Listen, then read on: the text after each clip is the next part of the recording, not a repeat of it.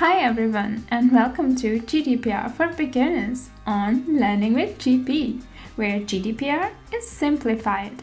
In our GDPR Beginner series, we covered the basics of GDPR.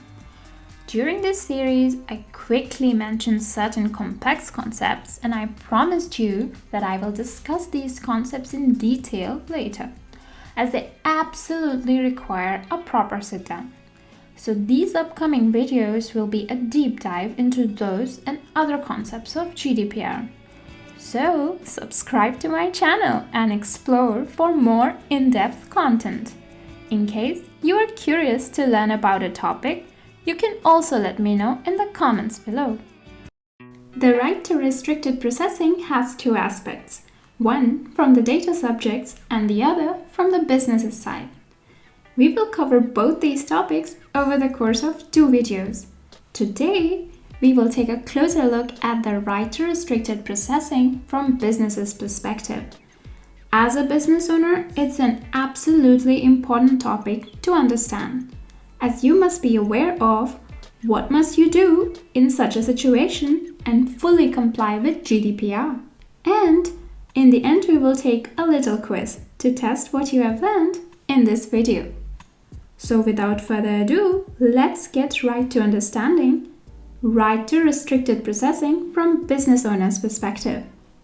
To learn about the rights of the data subject, you can check out Article 12 to 23 in GDPR. And here, Article 18 details the right to restriction of processing.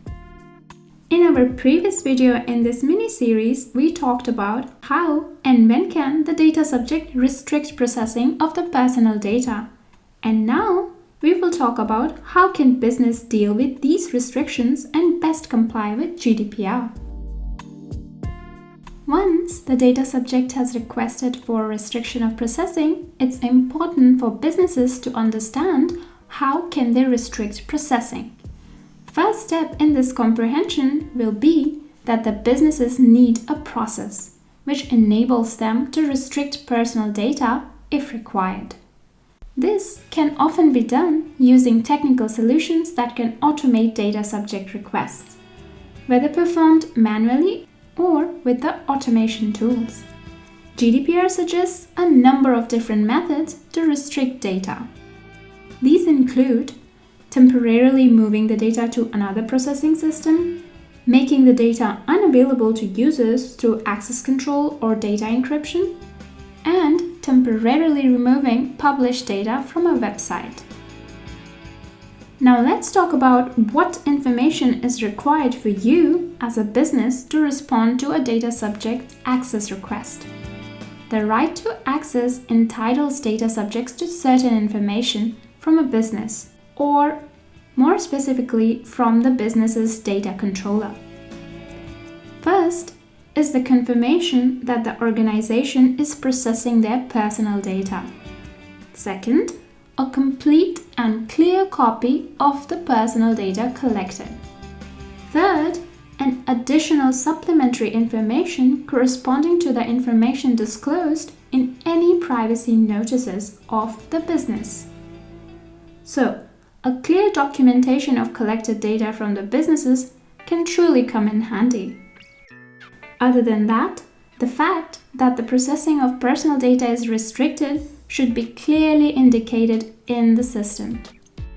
Well, now the big question being, can businesses lift restrictions applied to the data?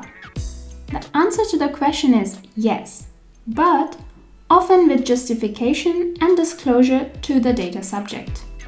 In many cases, processing restrictions are only temporary.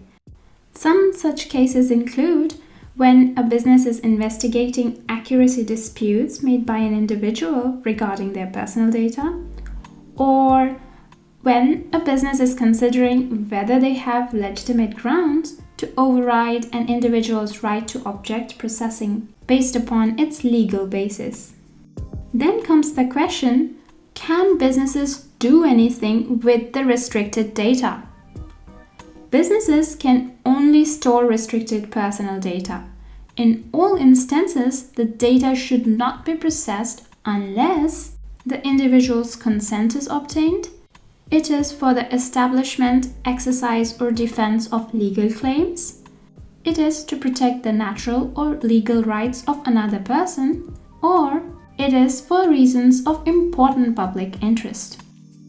With this, we are finally finished with our video on understanding the right to restricted processing from business owner's perspective. And this brings us to quiz time. So let's put to test the knowledge we have gained from this video. In this section, you will be shown a couple of simple questions based on the topics that we have covered so far. The questions will have 4 alternatives and 1 correct alternative.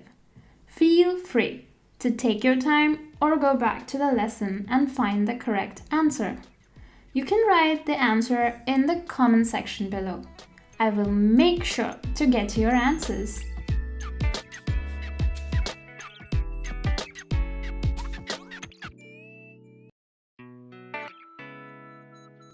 I hope you got all the answers to the quiz correct.